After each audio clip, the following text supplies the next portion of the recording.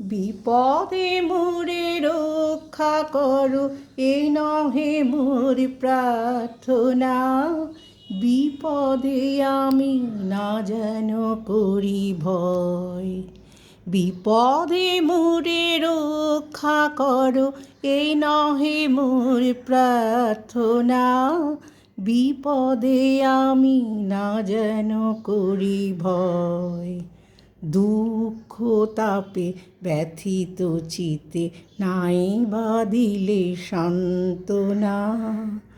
দুঃখে যেন করিতে পারি জয়। বিপদে মোরে রক্ষা করো, এ নহে মোর প্রার্থনা। বিপদে আমি না যেন করি ভয়। নমস্কার। আজ 25শে বৈশাখ। 25শে বৈশাখ আমাদের কাছে একটা বিশেষ দিন, সমস্ত বাঙালি কেন, সারা বিশ্বের কাছে।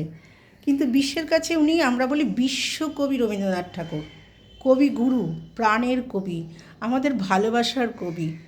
কিন্তু ওনার গান, প্রতিটা গানের মানে দুঃখে সুখে সব কিছুর সাথে জড়িত আছে। আমি তো প্রতিদিন আমি নিজে উপলব্ধি করি, প্রতিটা যখন দুঃখ হয় ওনার গানকে ভাবি, যখন কষ্ট হয় ওনার গান ভাবি, আর অতিরিক্ত আনন্দও ওনার গান গেয়ে উঠি। তুমি যেদিক থেকে ভাববে সেদিক মানে।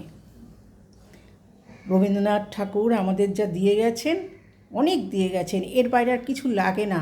যদি আমরা প্রত্যেকে, আমরা খুব ভাগ্য যে আমাদের বাংলা ভাষায় সব লেখা, আমরা প্রত্যেকটা বাঙালি যদি আমাদের ট্রান্সলেট তো করতে হবে না, আমি যদি রবীন্দ্রনাথকে আত্মস্থ করি, রবীন্দ্রনাথকে খুব ভালোবেসে যদি ভাবি, রবীন্দ্রনাথকে যদি জানি, খুব ভালো করে জানি, তাহলে আমার মনে হয় কি হিংসা, দেশ, অহংকার, তারপরে দুঃখ সব প্রশমিত হবে।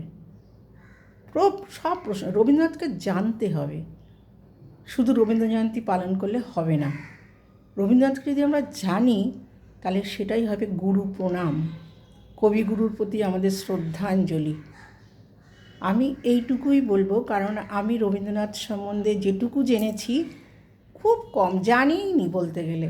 তবে আমার ওনার গান, উনি তো নিজেই বলে গেছেন, আজি হতে শতবর্ষ পরে, ওনার কবিতা শতবর্ষ পরেও যে পড়বে লোকে, সেটা কিন্তু উনি জানতেন। উনি তো সাধারণ ছিলেন না।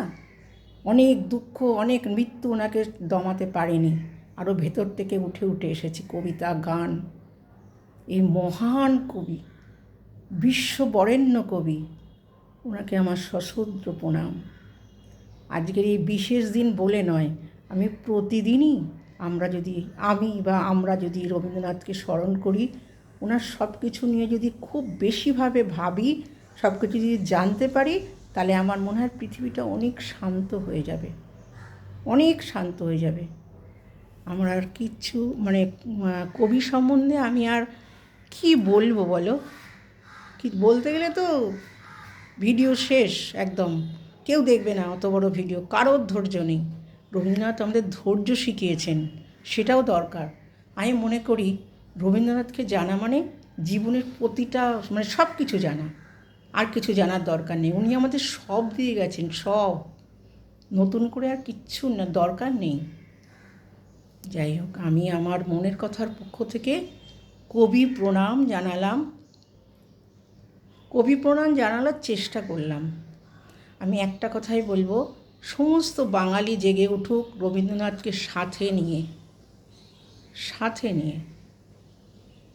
নমস্কার, সবাই ভালো থাকবেন, ছোটরা অনেক ভালো থেকো, বড়দের প্রণাম জানালাম, সবাই ভালো থেকো, রাখি।